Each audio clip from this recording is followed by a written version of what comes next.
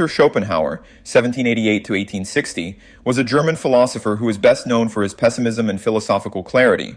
His work represents a significant development of the philosophy of Immanuel Kant and was heavily influenced by Eastern philosophy, especially Buddhism and Hinduism. Schopenhauer is most famous for his work, The World as Will and Representation, in which he characterizes the fundamental nature of the world as a blind and irrational will. Schopenhauer was born in the city of Danzig, now Gdansk, Poland, to a prosperous merchant family. He was initially expected to follow his father into the family business, but after his father's death, he focused his attention on academics.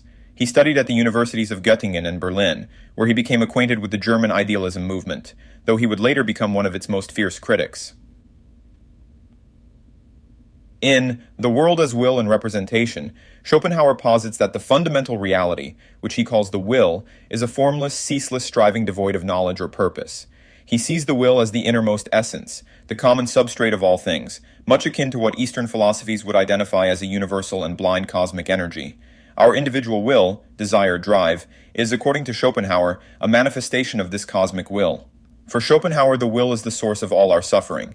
Because the will is ceaseless in its striving, it leads to a constant cycle of want, temporary satisfaction, and more want, an ongoing tormenting cycle.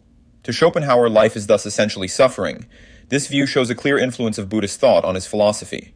Schopenhauer's solution to the suffering caused by the will is to renounce desires and adopt a form of asceticism, thereby achieving a kind of peace and tranquility similar to the Buddhist concept of nirvana.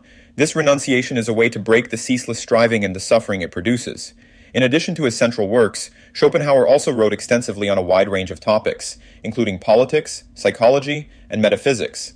One of his notable works in these domains is On the Basis of Morality, where he argues that compassion is the foundation of moral actions.